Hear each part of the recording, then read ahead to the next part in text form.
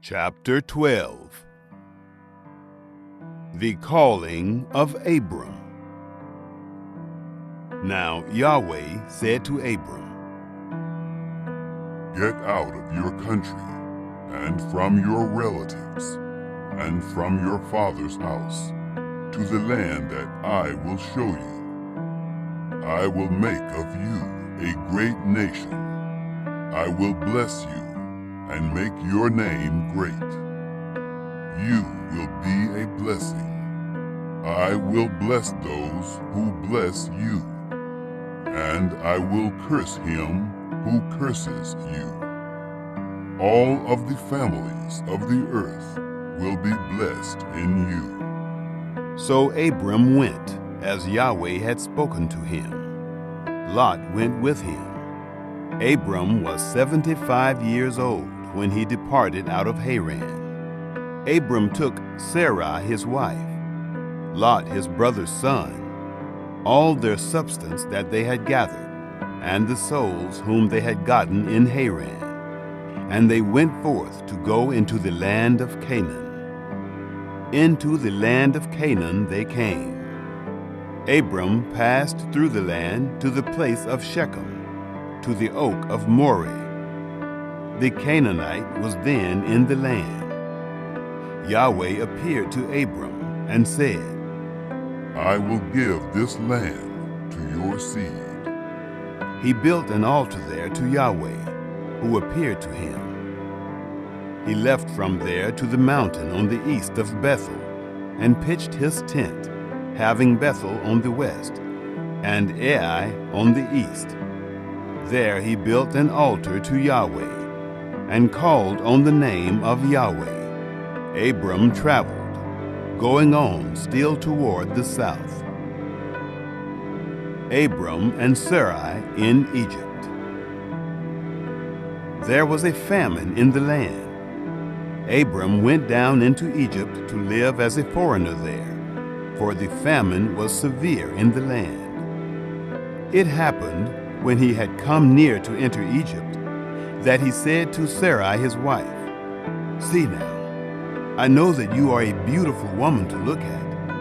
It will happen when the Egyptians will see you, that they will say, 'This is his wife.' They will kill me, but they will save you alive. Please say that you are my sister, that it may be well with me for your sake, and that my soul may live because of you." It happened that when Abram had come into Egypt, the Egyptians saw that the woman was very beautiful. The princes of Pharaoh saw her and praised her to Pharaoh, and the woman was taken into Pharaoh's house. He dealt well with Abram for her sake. He had sheep, cattle, male donkeys, male servants, female donkeys, and camels. Yahweh plagued Pharaoh and his house with great plagues because of Sarai, Abram's wife. Pharaoh called Abram and said, "What is this that you have done to me? Why didn't you tell me that she was your wife? Why did you say, 'She is my sister,' so that I took her to be my wife? Now, therefore, see your wife, take her, and go your way." Pharaoh commanded men concerning him, and they brought him on the way with his wife and all that he had. Chapter 13. Abram and Lot part ways. Abram went up out of Egypt, he, his wife, all that he had, and Lot with him, into the south. Abram was very rich in livestock, in silver, and in gold. He went on his journeys from the south, even to Bethel, to the place where his tent had been at the beginning, between Bethel and Ai, to the place of the altar, which he had made there at the first. There Abram called on the name of Yahweh. Lot also, who went with Abram, had flocks and herds and tents. The land was not able to bear them, that they might live together, for their substance was great. so that they could not live together. There was a strife between the herdsmen of Abram's livestock and the herdsmen of Lot's livestock. And the Canaanite and the Perizzite lived in the land at that time. Abram said to Lot, "Please, let there be no strife between me and you, and between my herdsmen and your herdsmen, for we are relatives. Isn't the whole land before you? Please separate yourself from me. If you go to the left hand, then I will go to the right. Or if you go to the right hand, then I will go to the left." Lot pitches toward Sodom. Lot lifted up his eyes and saw all the plain of the Jordan, that it was well watered everywhere, before Yahweh destroyed Sodom and Gomorrah, like the garden of Yahweh, like the land of Egypt, as you go to Zoar. So Lot chose the plain of the Jordan for himself. Lot traveled east, and they separated themselves the one from the other. Abram lived in the land of Canaan, and Lot lived in the cities of the plain, and moved his tent as far as Sodom.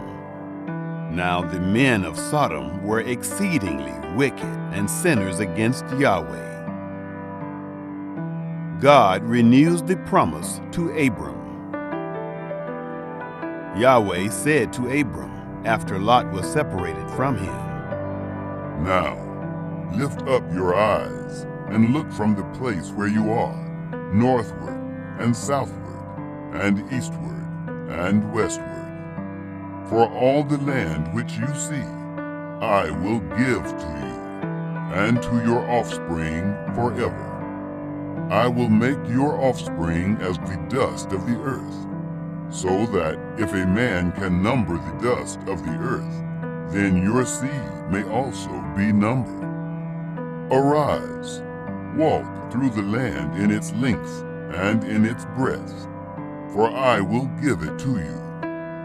Abram moved his tent and came and lived by the oaks of Mamre, which are in Hebron, and built an altar there to Yahweh. Chapter 14. The War of the Kings. It happened in the days of Amraphel, king of Shinar, Arioch, king of Elasar, Kedorlaomer, king of Elam, and Tidal, king of Goyim, that they made war with Bera, king of Sodom, and with Bersha, king of Gomorrah, Shinab, king of Admah, and Shemeber, king of Zeboim, and the king of Bela, the same is Zoar.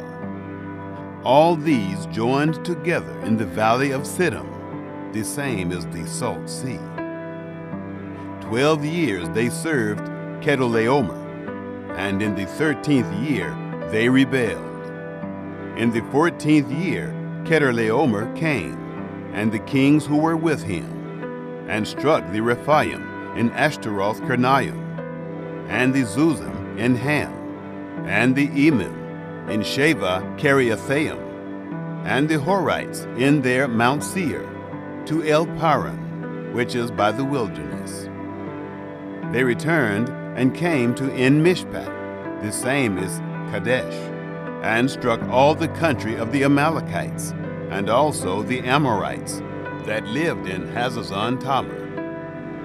The king of Sodom, and the king of Gomorrah, and the king of Admah, and the king of Zeboim, and the king of Bela, the same is Zoar, went out, and they set the battle in array against them in the valley of Siddim, against Kedorlaomer, king of Elam, and Tidal, king of Goyim, and Amraphel, king of Shinar, and Arioch, king of Elasar, 4 kings against the 5. Lot seized by the 4 kings.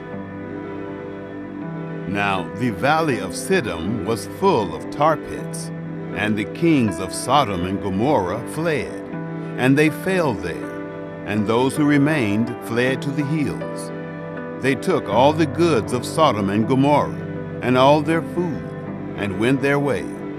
They took Lot, Abram's brother's son, who lived in Sodom, and his goods, and departed. Abram rescues Lot. One who had escaped came and told Abram, the Hebrew. Now he lived by the oaks of Mamre, the Amorite, brother of Eshcol, and brother of Aner, and these were allies of Abram. When Abram heard that his relative was taken captive, he led forth his trained men, born in his house, 318, and pursued as far as Dan. He divided himself against them by night, he and his servants, and struck them, and pursued them to Hobah, which is on the left hand of Damascus. He brought back all the goods, and also brought back his relative, Lot, and his goods, and the women also, and the people. Melchizedek blesses Abram. The king of Sodom went out to meet him after his return from the slaughter of Kedorlaomer, and the kings who were with him, at the valley of Shaveh, that is, the king's valley. Melchizedek, king of Salem, brought out bread and wine, and he was priest of God Most High. He blessed him and said, Blessed be Abram of God Most High, possessor of heaven and earth. And blessed be God Most High, who has delivered your enemies into your hand. Abram gave him 1/10 of all. The king of Sodom said to Abram, Give me the people, and take the goods to yourself. Abram said to the king of Sodom, I have lifted up my hand to Yahweh, God Most High, possessor of heaven and earth, that I will not take a thread, nor a sandal strap, nor anything that is yours, lest you should say, I have made Abram rich. I will accept nothing from you, except that which the young men have eaten, and the portion of the men who went with me, Edner, Eshcol, and Mamre. Let them take their portion. Chapter 15. God's covenant with Abram. After these things, the word of Yahweh came to Abram in a vision, saying, Don't be afraid, Abram. I am your shield, your exceedingly great reward. Abram said, Lord Yahweh, what will you give me, since I go childless, and he who will inherit my estate is Eliezer of Damascus? Abram said, Behold, to me you have given no seed, and behold, one born in my house is my heir. Behold, the word of Yahweh came to him, saying, This man will not be your heir, but he who will come forth out of your own body will be your heir. Yahweh brought him outside and said, Look now toward the sky and count the stars, if you are able to count them. He said to Abram, So shall your seed be. He believed in Yahweh, and he reckoned it to him for righteousness. He said to him, I am Yahweh, who brought you out of Ur of the Chaldees, to give you this land to inherit it. God confirms his promise. He said, Lord Yahweh, how will I know that I will inherit it? He said to him, Bring me a heifer, 3 years old, a female goat, 3 years old, a ram, 3 years old, a turtle dove, and a young pigeon. He brought him all of these, and divided them in the middle, and laid each half opposite the other. But he didn't divide the birds. The birds of prey came down on the carcasses, and Abram drove them away. When the sun was going down, a deep sleep fell on Abram. Now terror and great darkness fell on him. He said to Abram, "Know for sure that your seed will live as foreigners in a land that is not theirs, and will serve them. They will afflict them 400 years. I will also judge that nation whom they will serve. Afterward, they will come out with great wealth, but you will go to your fathers in peace. You will be buried in a good old age. In the 4th generation, they will come here again, for the iniquity of the Amorite is not yet full."